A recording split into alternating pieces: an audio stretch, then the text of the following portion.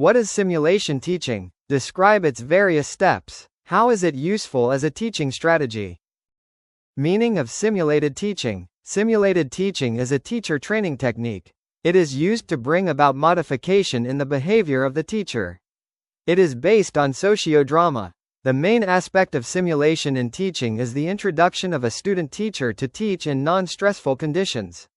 It is used prior to the classroom teaching practice with the objective of developing a specific skill of communication. It can be used for pre-service teachers to make them effective. In simulated teaching, one pupil teacher acts as a teacher and other teacher trainers act as students. The teacher in this situation teaches considering the students as school students. According to Webster's dictionary, simulation is defined as giving the appearance of or effortive, to have characteristic. Basic assumptions of simulated teaching. Teacher behavior is modifiable by the use of feedback devices. For effective teaching, some teacher behaviors are essential. Through role-playing, the psychological appreciation of the classroom problem will grow and develop in the pupil-teacher a basis for handling the problem in the class. Teacher behaviors can be identified. The behaviors of the pupil-teacher can be developed and modified by using the role perceptions and role-playing. Characteristics of simulated teaching. This method is effective for the practice of teaching skills by the pupil-teacher. It is a very convenient method. This method can be used in research work. The main characteristics of this method is that it can be used for rehearsal before going to the classroom teaching. Effective feedback can be provided by this method. Procedures or steps of simulated teaching. Assignment of role. In this technique, first of all, the roles are assigned to the pupil teachers. All the pupil teachers are assigned all types of roles. In this, such pattern is adopted that all the pupils may function as a teacher, student and the observer. Selection and discussion of social skills for practice.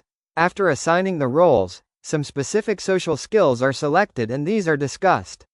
Then the topics related to the selected skills are practiced. For practice, these topics are selected in which the related skills get fit in. First of all, one topic is selected for practice, then it is decided which should be the other topic so that the other pupil teachers may also go for practice in accordance with their assigned roles. Preparation of work schedule. Then it is decided which pupil should start the simulated teaching, when it should be finished, who should give it a finishing touch, who will intervene, etc. Hence, the entire work schedule is to be prepared well in advance. Determination of observation technique. In this step, decision is taken about the type of observation technique which is to be adopted. It also includes which types of data are to be collected and how these data are to be interpreted. Hence, this step is concerned with the process of evaluation. It also decides how the collected data is to be presented to the actor, pupil teacher. Organization of first practice session. After all the above-mentioned preparations, the first practice session is organized.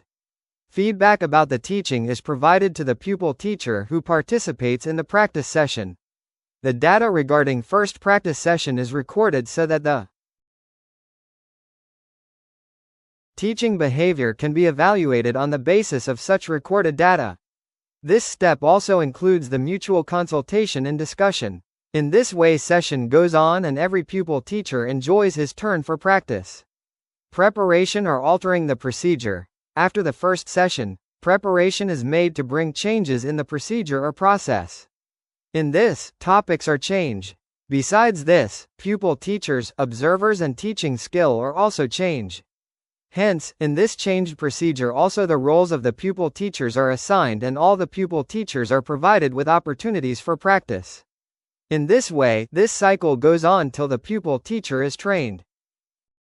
Precautions of simulated teaching. In this technique, the pupils of the same subject should go for practice. Each pupil teacher should be provided with the opportunity of playing the roles of the teacher and the observer. For practice, the pupil teacher should prepare micro-lesson plans. During the technique, the teacher and the observer must stay in the class. It will lead to seriousness and discipline. At the end of the teaching, there should be a discussion for diagnostic purposes. In this discussion, good activities and behaviors should be appreciated. Some suggestions should also be presented in order to improve the behaviors. Advantages of simulated teaching. A simulation study can help in understanding how the system operates. It is for experiencing problem situation. This technique helps us in acquiring some classroom manners. The use of this technique enables us to study and analyze the teaching problems. Self-confidence in teaching develops through simulated teaching. This technique makes a person more aware of the role. This technique helps in explaining the behavior problems in the classroom and contributes to its solutions. It bridges gap between theory and practice of teaching. It provides them with the reinforcement to develop various teaching skills. Disadvantages of simulated teaching. Simulation results can be difficult to interpret. Assessment of student learning through simulation is often more complex than with other methods. Simulation modeling and analysis can be time-consuming and expensive. Its use cannot be made in all subjects of the curriculum.